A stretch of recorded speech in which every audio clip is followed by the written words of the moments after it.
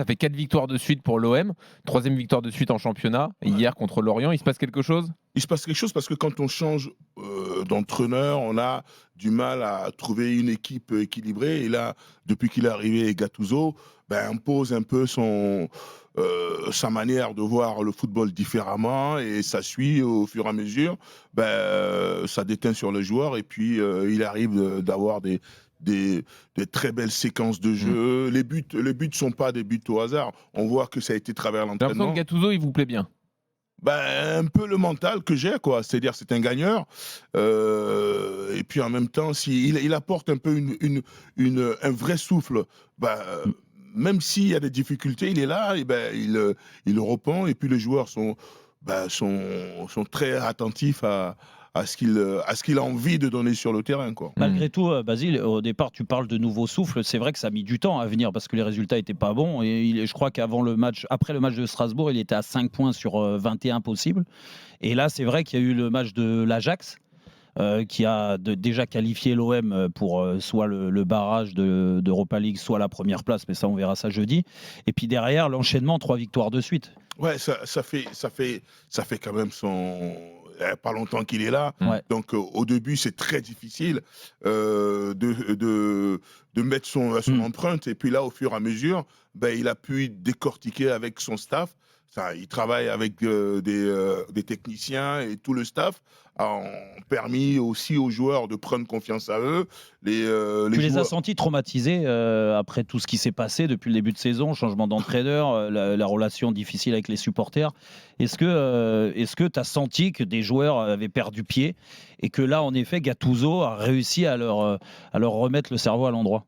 Moi, je veux parler de, par exemple, Aubameyang. Son père n'était pas là, j'ai dit à son père de venir. On l'a encadré un petit peu, le retour de son père, qui prenne confiance et discuter avec ces gens-là. Parce que quand on signe à l'OM, on a une pression exceptionnelle. Et quotidienne. Quotidienne. Donc, il faut aller discuter avec le joueur, leur faire comprendre qu'on est dans un cadre explosif et en même temps qui peut faire de vous l'un des plus grands d'Europe. Donc au départ c'était difficile pour tous les joueurs, même Chancel, il avait perdu un petit peu le pied et puis la rentrée de Gigot voilà, on a une défense centrale, on a une colonne vertébrale et puis je suis un peu voilà, j'aime bien Vitinha qui réchigne pas, qui se bat et tout. On retrouve ça et puis Aubame, il trouve ça te plaît bien ça. Alors j'ai une question, Basile. C'est un sujet qui revient souvent, Jérôme, c'est sur la place des anciens à Marseille. Oui, j'avais une question justement. Vas-y. Non. Basile aussi a une question. Ouais, j'ai une question. Mais Basile, c'est pas toi, t'es pas là pour poser des questions. C'est nous qui posons. Fais gaffe, il va te prendre ta place pour poser des questions, Basile. C'est pour ça, en fait. J'ai pas envie de prendre sa place, mais parce que je suis bien où je suis. Par exemple, Jérôme, mais je sais que tu m'en veux. Non, je m'en veux pas du tout. Non, parce que tu sais pas. Attends, tu sais pas. Non, mais après, je te laisse parler. Je sais que tu m'en veux. Je vais te dire pourquoi. Bon. On se croise après ce que j'ai dit en vous parlant de Bernardo entre Jean-Pierre et toi. J'ai eu une discussion avec Jean-Pierre. Non, mais moi, En effet, il y a des mots quand tu es à l'antenne. En effet, et peut-être que vous l'avez mal pris. Et ce qui est possible, et c'est pour ça que je m'en suis excusé avec Jean-Pierre. Parce que moi, tu t'es pas excusé. Voilà, mais attends, je t'ai pas vu. Déjà, donc, moi, je te dis, si ça t'a choqué, je m'en excuse. Je suis à l'antenne, je suis écouté par 1 million de personnes ce soir. Donc, ça, je m'en excuse. Après, la seule chose, et la question de Jean-Louis, et après, je te laisse parler, c'est en effet le rôle des anciens. Parce que moi, je pars du principe que quand tu as une crise à Marseille, mais tu vas me l'expliquer. T'excuser, Jérôme, tu veux pas juste dire de peu importe, conneries. je m'en fous, c'est pas grave. Pour pas s'excuser, il y a une solution, Jérôme. Hein. Ouais. Il a raison, du gars. Alors, soit je fais comme du gars, j'arrête l'émission parce qu'il en a dit pendant 4 ans. Voilà. Mais j'ai envie de continuer encore. Voilà. Mais Basile et Jean-Pierre, je lui ai dit la même chose. J'avais envie.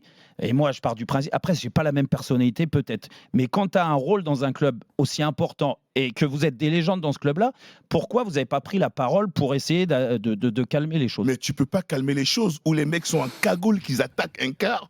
Ils sont en cagoule. C'est-à-dire que tu ne sais même pas si c'est des Marseillais, si c'est des Lyonnais. Tu ne sais pas d'où ils sortent. Ouais. Et là, toi, tu n'es pas préfet, tu n'es pas policier, tu n'as rien du tout. Et tu es au stade, tu entends, on vient te dire... Le quart de Lyon a été attaqué. Et là, tu vas sortir, tu sais même pas d'où ça sort. Tu vas aller dire quoi? Jérôme, franchement. Non, mais Basile, je parlais pas de ça, moi. Moi, je parlais de la crise sportive Mais la crise sportive. avec les supporters qui sont venus menacer, du moins, je sais pas exactement, Pablo Longoria, ton président. Mais tu sais pas ce qu'on a fait. Parce que, en fait, c'est pas la peine de tout détailler comme ça devant toute la presse. Alors, Rachid, tous ces mecs-là, on va les voir, Rachid on va leur dire. Mais attention, les mecs. Là, Vous êtes allés trop loin. vous êtes allés loin ou vous n'êtes pas allés loin, faites attention. Et ils nous disent, moi, je suis là pour ça, c'est-à-dire, je suis là pour discuter avec Harit, qui revient de blessure, je suis là pour discuter avec Kondobia en disant, arrache-toi, mets des frappes, tu as joué 3 matchs sans mettre un tir, or Change ton état d'esprit, ton comportement. Fais quelque chose, fais-toi remarquer. C'est mon rôle. À la Kondobia, je lui dis ça. Mais alors, attends. Mais est-ce que vous avez un vrai rôle avec Jean-Pierre à Marseille, au club? Parce qu'on a l'impression que Pablo Longoria, il met les noms, il met les. Voilà, mais que vous n'avez pas un rôle très opérationnel. Mais la preuve, Jean-Pierre a dû repartir avec la réserve. S'il y a des difficultés. Parce qu'il y a un nouveau directeur sportif qui a été pris. S'il y a des difficultés dans le club, si l'équipe réserve ne va pas très bien, Jean-Pierre, avec son expérience, il peut apporter quelque chose. Il faut qu'il le fasse. OK? Donc, je veux dire qu'on ne va pas détailler tout ce qu'on fait autour des joueurs, autour des supporters. Ça nous regarde, quoi. C'est-à-dire que nous, on veut représenter le club d'une façon positive, quoi. C'est-à-dire que voilà, on essaie d'apporter, de faire passer des messages de ce qu'on a vécu. C'est ça notre rôle dans ce club. On n'est pas nombreux. Moi, j'étais heureux quand Jean-Pierre est venu parce que je me sentais tout seul. Je me dis, t'es épaulé là. Donc là, le rôle qu'on joue aujourd'hui, je peux vous dire que les joueurs ils sont contents. Là, par exemple, notre capitaine, il a 3 mois, il doit faire sa rééducation, etc. Valentin Rogier, il a discuté avec Jean-Pierre. Tu l'entoures, ouais. Voilà. Et, tous les 3, Non, mais tu vois, c'est bien que tu expliques ton rôle, Basile. Moi, franchement, je vais te dire, parce que moi, des fois, on se dit, Basile, il ne sert pas à grand-chose, comme le dit Jean-Louis. Jean-Pierre, c'est la même chose. Et là, tu l'expliques. Mais franchement, si tu aurais pu le faire avant, ce que tu nous expliques là. Attends, Valentin Rogier. C'est hyper intéressant ce que tu me dis sur Aubameyang. Sur Aubameyang, avec l'arrivée de son père pour qu'il reprenne, c'est hyper intéressant. C'est intéressant parce que son père n'était pas là. Son père était un peu souffrant, son père est revenu. Mais ça mais ça, là, on va pas le dire avant le match. Mais si, parce que ça, quand toi, tu parles ou Jean-Pierre parle, ça a un poids. Ça a un poids important, ça a un écho énorme. Et peut-être que dans les critiques sur Aubameyang, parce qu'il a quand même été pris à. Mais moi, je n'étais pas inquiet. Je n'étais pas inquiet parce que il fallait l'expliquer, l'esprit de ce club. Moi, je l'ai expliqué que pendant un moment, j'étais sifflé, quoi. Quand j'étais à Auxerre, j'étais sifflé. Et quand je suis arrivé là, tapis à faire à ce que mon nom ne soit pas cité. Non, voilà. Alors, exactement. Dis-moi, bravo de l'expliquer. Le temps passe. Oui, juste une question. Jean-Pierre, là, qui reprend la réserve, c'est une promotion? C'est lui qui avait envie de retourner au terrain? Ou on l'a écarté de l'équipe pro? Je pense pas qu'il a été écarté. Je pense, là, on a des difficultés. L'équipe réserve, il faut faire descendre un peu les pros.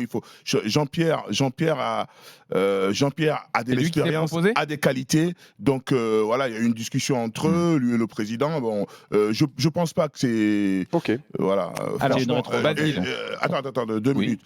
Quand tu es dans un club qui a des difficultés, Eric, tu sais bien que on doit se servir aussi de l'équipe B de temps en temps. Donc, il faut que l'équipe B soit à la hauteur au moins de l'équipe professionnelle. T'as jamais joué en B, toi? Ah oui, c'est ça.